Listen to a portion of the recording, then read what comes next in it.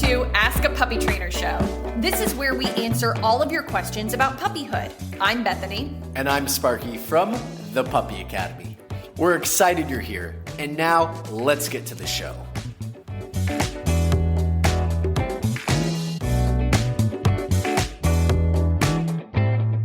Hello, everyone. Welcome to Ask a Puppy Trainer Show. I am Bethany. This little butt right here.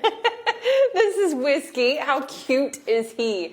Well, happy Halloween month, and this is episode number 170, right? Yes, of Ask a Puppy Trainer Show. You've got just me today, and I'm going to be answering as many questions as I can. Please just put them in the comments below. It would be great if you would add age and breed. That gives me a really good idea of, just how to answer your questions, because it really does depend. And if you're on here, I can ask follow-ups, which is always really good. Oh my goodness, you're starting to bite, but you're so cute. Look at this face. Look at this little terrier face. Do you know what mix he is? Or, yeah, I don't know. On his little card. I know he's some sort of terrier. Terrier, little scruffy dog. I love him so much. Okay. All right. I am going to go ahead and dive in to a follow-up question that we got to a video, and it's puppy crating, basically. And she really struggled with her dachshund at night. I'm telling you, dachshunds, their separation anxiety issues, we have seen it go through the roof in the last few years. Like, it's starting to become a breed trait. Like, have you ever heard that Malteses can get separation anxiety really easily, things like that? We're starting to see that with dachshunds. Just keep that in mind. So this woman says she's done all the things. She's watched our content and she's done all the things that we suggested. She's tried having the dog in a different room at night in crate, as well as her own room. Doesn't change anything, okay? Now, the dog goes in there for naps. The puppy goes in there for naps during the day, no problem. But at night, he is barking his head off. And it seems like he doesn't stop, according to Dibby93. Okay. I feed him in his crate. I do crate training, get his energy out. He's exhausted. But as soon as he goes in the crate at night, he goes nuts. I feel bad for him. I don't know what to do. So I wish I had you on here because I have a lot more questions. I want to know if you move the crate out of the room, if that's where he's having his naps during the day and he's fine and he won't go in there in the evening knowing that it's time for bed, or if the crate's in your room. Are those naps that he's doing good in that room? Like, you're not switching it up at night. Now, here's a side note. If your dog is with you at night, because they're social creatures, I'm totally fine with your dog being in crate in the same room as you at night. But if they're struggling and you want to move them into the laundry room or something like that, as long as they're not physically hurting themselves, have you tried just putting them in there and just waiting and seeing how long it takes for them to tire themselves out a little bit and relax? Now, I speak from experience. I had a dog that never relaxed. She could go 5-6 hours. She'd sleep for 30 minutes.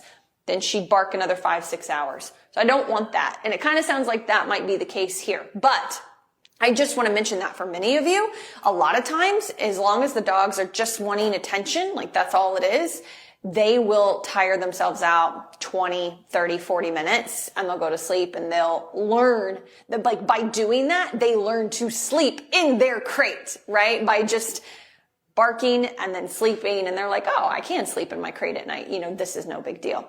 That's something that I just kind of want to clarify, because I can't ask you questions and I don't know for sure what you're doing. And you put them in another room, so you just, yeah, I saw that. Is it possible the crate just isn't for my dog?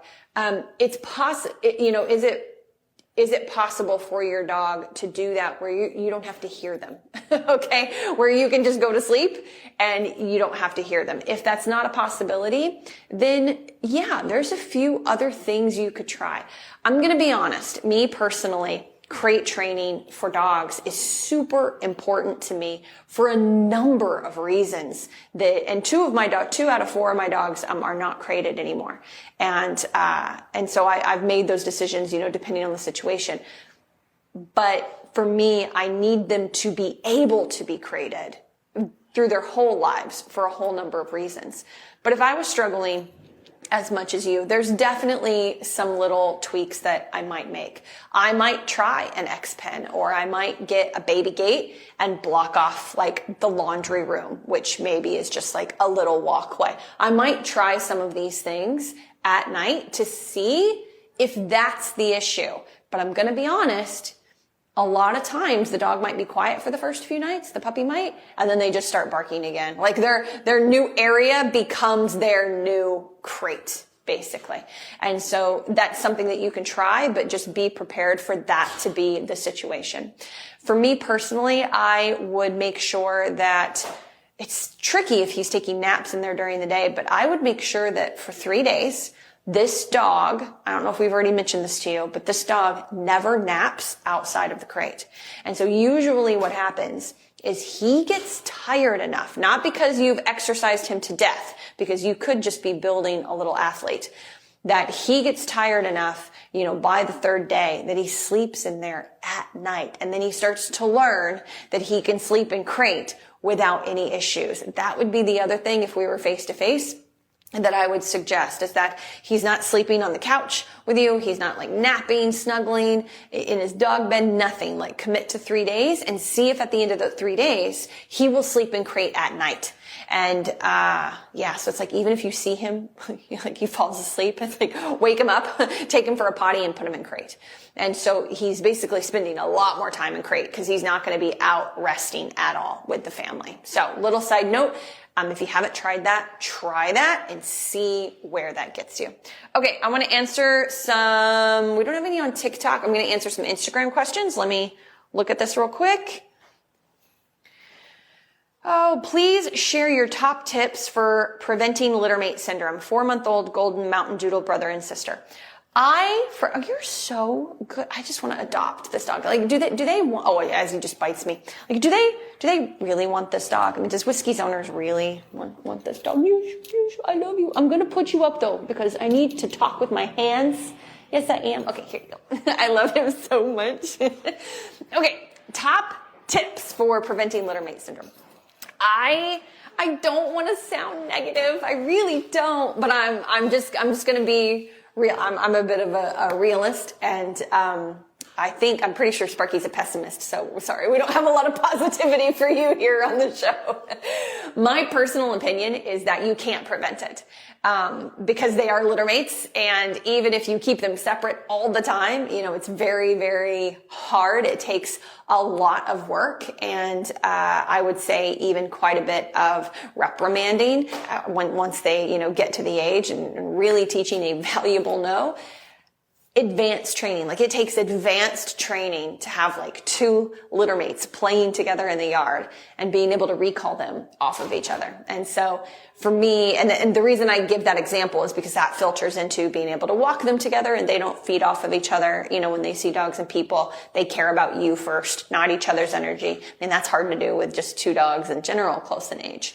So my point is I just always discourage, people from doing this. I'm shocked that breeders even still do it. I'll be honest. Because in the breeder world, it's known that that's just not a good idea. So I'm always surprised when that happens, but you're in the zone. So I'm not trying to pick on you, but you're in the zone. So my top tips would be to keep them separate as much as possible. We actually do the same thing with dogs and puppies, kids and puppies, because we don't want them to feed off of each other all day long, and then they just become really excitable animals, adult dogs, because they're feeding off of each other's energy all day long. So they're crated separately, separate rooms even, or at least a bed in between the crates. You're working them separately. You've got one dog out the first half of the day working with them and applying that structure, and then you're switching. That's how it works.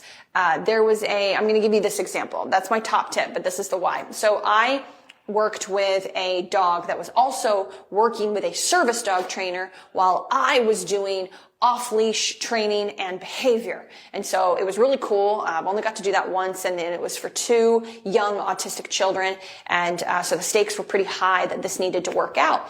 And I was so surprised. I think this puppy was around 6, 7, 8, 9 months. I was so surprised that the service dog trainer told the family and me, we were looking at our schedules and comparing our schedules, that this dog should only be out for short periods of time during the day with the kids. And I was like, that's awesome. That's what I suggest from a behavioral standpoint. But why, from a service dog standpoint, it's going to be the service dog of those children. It's like, because we need this puppy, because it's still a puppy, to be a calm, energy and intuitive. And a dog can't be intuitive unless they're calm.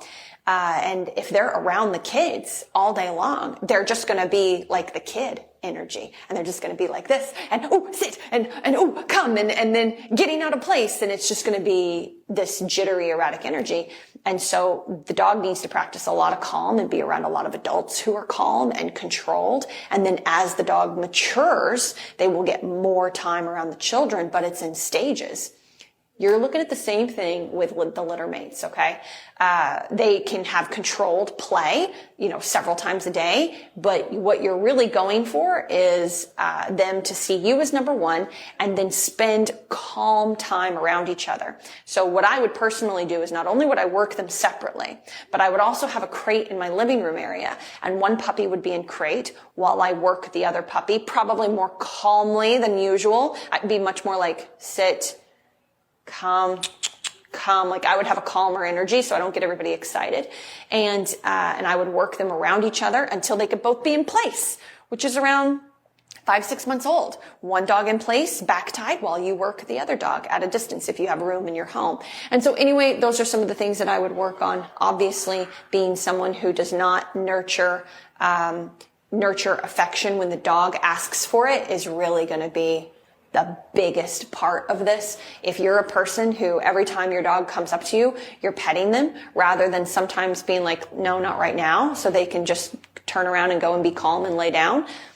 If you're very permissive and you cultivate that relationship of lots of nurturing, especially when they're young, it will always be a battle for you, no matter how great your training is. So I want to make sure I include that piece of the puzzle too. Okay. Earned affection only on your terms, not your dog's terms. I know that sounds harsh, but I got to move on. I can't unpack that fully, but say briefly, like if they don't do things, like what happens with littermate syndrome? oh, that's a good point. So, my boss wants me to say, if you don't do those things, what can happen really with littermate syndrome? Absolute chaos. I mean, they constantly care about each other. They never listen to you. They live in excitement all the time, even when they wait for food bowls, they're feeding off of each other's energy. You might get control through obedience, but you don't get like a calm, relaxed, happy dog. You get a dog that constantly needs to be held back from the world. Won't be able to be walked together. One dog jumps up on someone, now the other dog is doing it, and it's just chaos. One dog might bark from excitement, and then the other one's a little nervous. Now you have a nervous, reactive dog. So they're just constantly feeding off of each other. And then the problem is, because you weren't the number one person in their lives, they were each other's number one person, and they're the same species. It's really hard to influence their behavior. It's really hard to teach them what alternatives to do in life, because they're going to choose each other over you. That's why working them separately in the beginning. And honestly, dogs always need a little one-on-one time, but working them separately really diligently for many months, and even keeping them separate some during the day, is really crucial to just being able to have a household where you can handle them. So thank you for that. Okay, let's see. I have another miniature dachshund. 5 months old, barks a lot at people. What can I do? Well, I want you to think about a few things. I want you to think about your dog, your little 5-month-old, and the pressure cooker. So he sees a person down the street, and you keep trying to control him, maybe trying to give him food or trying to get him to sit or whatever the case is. But yet the person is still coming towards you, and you're still going to the person. And so it's this pressure cooker that gets bigger and bigger. And any leash pressure on the leash creates more of a kind of attitude. And so we need loose leash work, and you might need to give the leash like a little pop, get his attention. But we need loose leash work, and we needed, for a 5-month-old, a dog that is very food motivated. I'm not saying that he will take food when he sees a person, but he needs to be a dog that can go out into the front of your home, turn, stop, sit, food, down, food, stay. 5-month-old can be doing stay out in front of your house, no problem. Place, you can even work on place in your driveway. Doing loose leash turns. So that way, when a neighbor pulls up and just gets out of their car and they hear that car door slam and they go, they kind of hold their breath for a second and usually close their mouths, like they're panting and they're like doing their obedience. Then they hear that noise and they go, puppy, let's go. And you can redirect them at a distance. Those are the steps that you want to be working on to improve your dog's relationship with their environment through leadership, through you controlling the environment and helping them know what to do, know how to cope. Not through affection, socialization, having pressure put on them. And pressure could just mean eye contact. You might go to the park and he's doing so good in like 3 months, but then someone looks at him because he's so cute. He feels pressure. He backs away. You better bubble out and around. You better do a turn if you see that from your dog. Like they need distance. They need to be able to breathe. Our society puts a lot of pressure on dogs to be social and it's not natural and it causes reactivity a lot of times, especially small dogs. Because what does everybody do to a small dog? They bend over. Right? This is it. And then they're like, whoa. And then they get a little feisty and they start barking. They're like, stay out of my space, please. Stay out of my space. At home, it's a little different. If it's happening in your house, you need to teach a really good place command. You need to take your time answering the door. Make sure the dog is nice and settled with you. For a 5-month-old, they'd have to be with you or in crate. But then you're going to teach place. So when people come in, just ignore my dog. No touch, no talk, no eye contact. Come on in. And then you're going to put your dog in place, a little bit of food work, get them to relax for the first 5 to 10 minutes that your guest is just hanging out. Then for a 5-month-old, I would put them in crate and then enjoy your guest. Maybe bring them out again, work them again around a new person, but there's no like touching. And then if your dog wants to sniff them, this is a tricky one.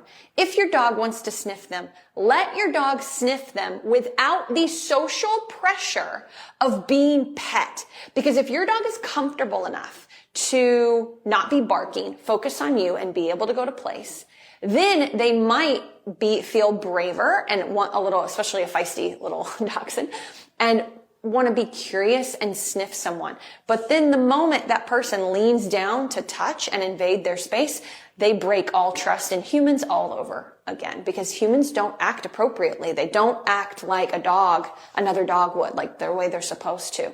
And so they start to bark. And so make sure that if you do allow any engagement, like you tell your dog break or go say hi, whatever release word that you want, that the dog is headed over there, the puppy's headed over there, they can sniff, sniff, sniff, a few seconds. And then if the dog stiffens, then you want to redirect them back to place.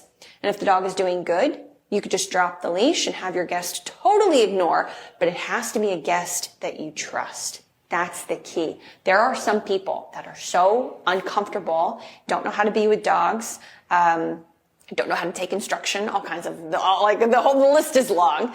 And I had a friend of mine who was like this with a little dog that I had that was very nervous of people. She was great if you ignored her. She would actually even jump up and could get affection, but not if you put pressure on her. That's could be a little what you're dealing with.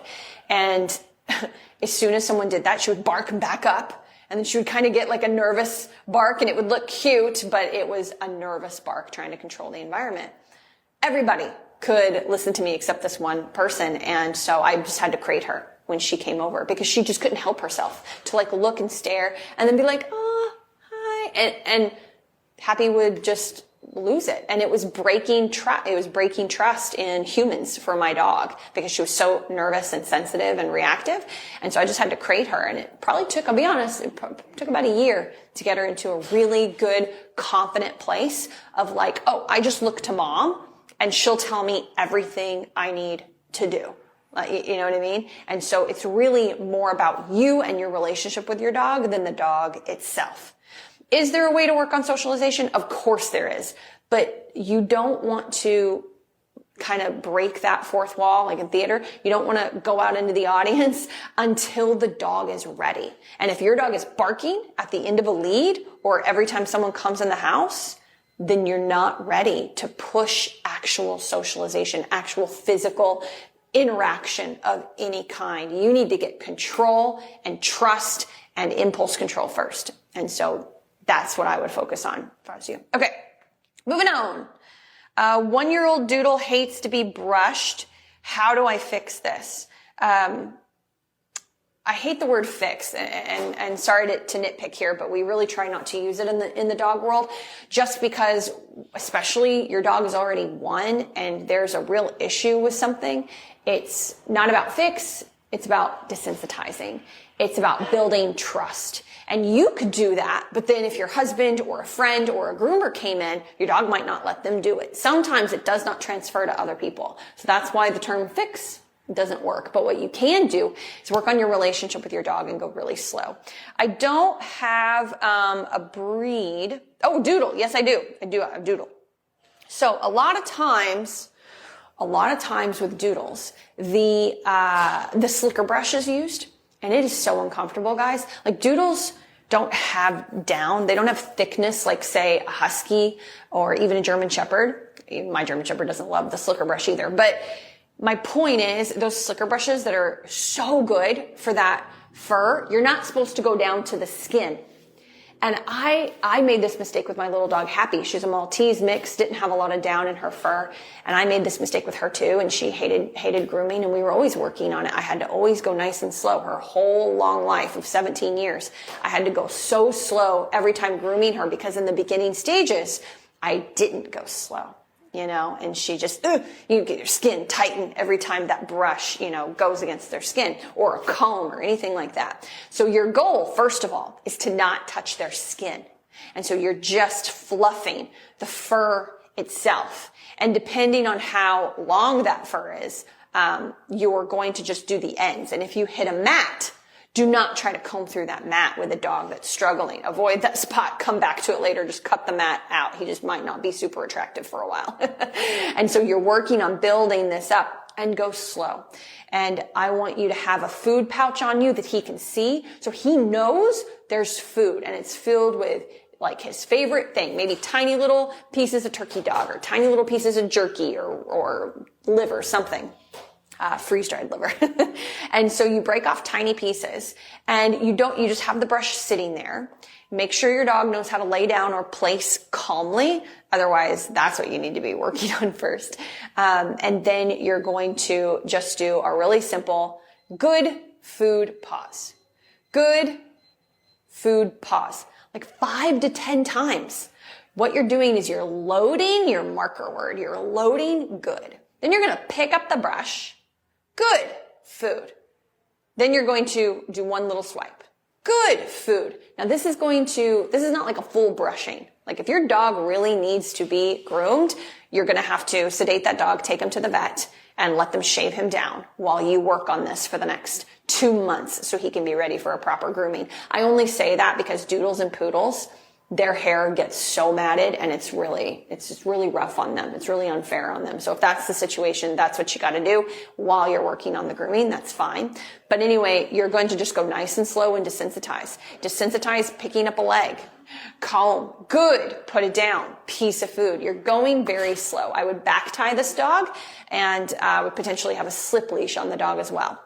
But make sure you have a really good place command or downstay. That's crucial for this, so you can sit down, be relaxed with something that the dog already knows. And you have to work for this kind of stuff. You want to work under the dog's threshold. So if the dog loses it, you need to calm the dog down with the leash, like pressure, calm down, take a breath, give the dog a break, come back.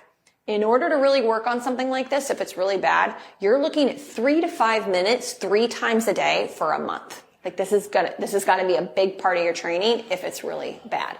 And that's why, like, something like a board and train, people will often do board and trains for grooming, because of the amount of work it takes to desensitize this. It can't be just done like once or twice a week when your dog actually needs to be brushed, because this is not about brushing. It's about working on the issues with the brush and with being groomed, right?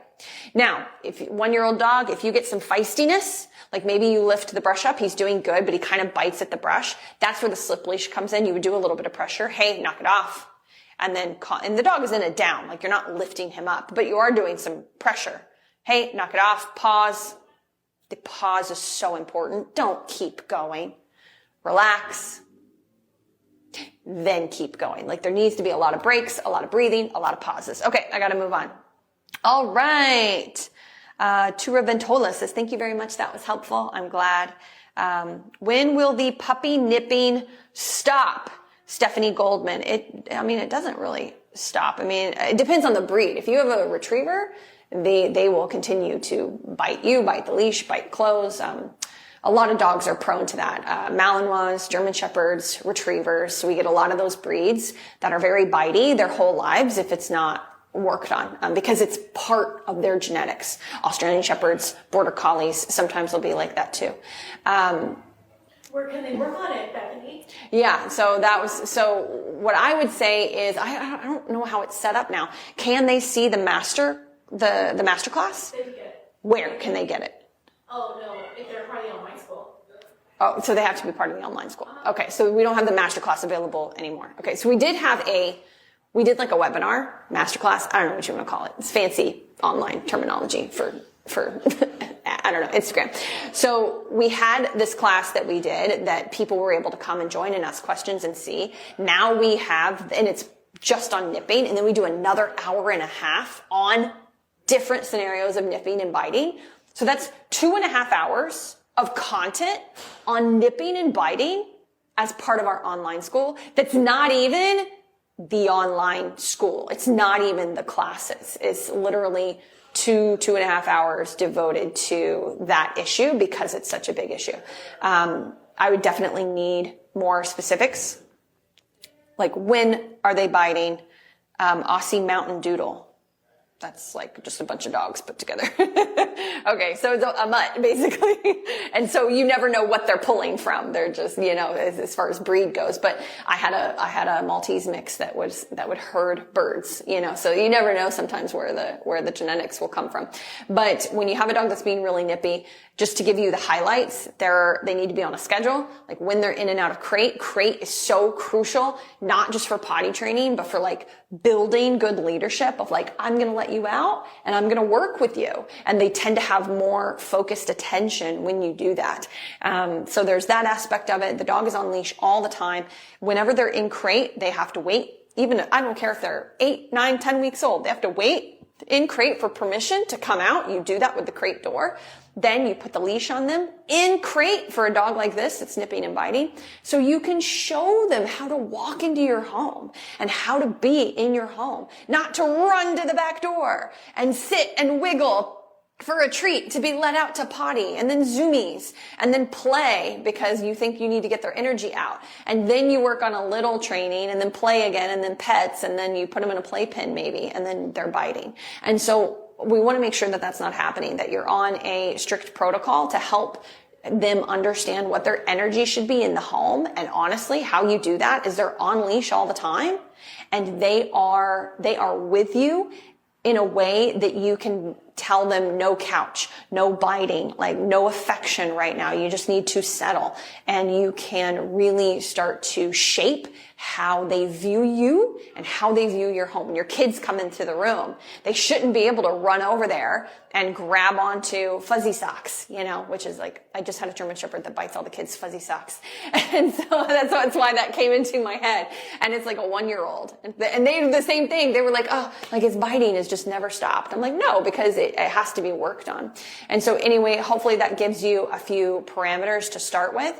And you have a treat pouch on you all the time. And so you are not using food to get good behavior, but once they calm down, come, sit, food, like you have food on you to reward them immediately. This is assuming your dog is like under 6, 7 months old. Okay. I'm going to answer one more. All right. Let's see. What do I want? I know I get a lot sent in, but I just got to be honest with you guys. If you show up, we try to prioritize the people who can show up. And so I do have a very long list of questions. Let's see. How do I like this one. Melanie says, how do I stop my puppies? Puppies. All right. See my first question on littermate syndrome. Even if they're not littermates, if they're multiple puppies. That was at the beginning of this live. Okay, anyway. How do I stop my puppies jumping up when they come out of their crate in the mornings? Okay, well, they should be coming out and doing everything individually, and they should be on leash. And so let's make sure that they don't come out of crate without permission. So you're using the crate door as leverage. So you do a 2-inch rule. And when they stick their little nose forward, you don't smash their nose. That's not what I'm saying. Like if they stick their nose through, be really gentle. But you want to be preventative before they get there. They're just in the forward motion. You're just going to shut it. Then you go a little further out, shut it. A little further out until they can pause. Take a breath. Then you're going to bend down and put a leash on them or harness them, which they do have to come out a little bit for harness, but then I scoot them back in. The age and breed does matter, and I didn't get age and breed, so I'm going to assume young little puppies. Then I shut the door again, and now I have the leash. Same thing, open it a little, shut it if I need to. They pause. Let's go. They jump up on me, pressure immediately, kind of bump them off a little. No. Take a breath, take 2 more steps. They jump up on me, pressure, a little pressure up on the leash, move into them, like a little bump off with the knee if I need to. Relax. Pause, take 2 steps. Movement causes stimulation. And make sure you're nice and calm. Like if you want them to be calm, you have to emulate calm. It's not about no, like sit, no, crate. It's not about that. It's actually about being confident, calm, cool, collected. Use your body language and your leash. Settle them down. I'm not saying don't be firm, like you should have a bit of an authoritativeness to you, but it's not about saying no or being verbal or vocal with them. And just really take your time and take them out one at a time. You're right. Puppies cannot be out together and not jump up on you. They need to be worked individually. If they do have their designated like playtime and they jump up on you, that is just a no and a bump off, And if you have small dogs, keep your feet on the floor. You can still kind of bump them off a little bit just to let them know, like take it out on each other, not out on the humans around you. There's probably a lot more to it than that, but that gives you a little bit of an intro into what you can start doing at home. All right. Thank you guys so much. I tried to fly through as many questions as I could and not get too much into the weeds. But yes, I will see you same time, same place next week. Are we sure this isn't a cat? What is this? A Frenchie. A Frenchie. Oh, it's a French bulldog. All right. Bye, everyone. See you next week. Thanks for tuning into Ask a Puppy Trainer Show. We hope you found some advice that you can use to help make puppyhood a little easier. Don't forget to join us live every Wednesday at 1 p.m. Pacific Time on Instagram or TikTok at The Puppy Academy. This is where you can get a chance to ask your burning questions in real time. And if you want even more puppy guidance, visit our website at thepuppyacademy.com for info on joining our online puppy school. If you enjoyed today's episode, please consider subscribing to our podcast and leaving us a review. These reviews let more people find us and supports us on our mission to help as many puppy parents as possible around the globe. Thanks for listening, and we'll see you in the next episode.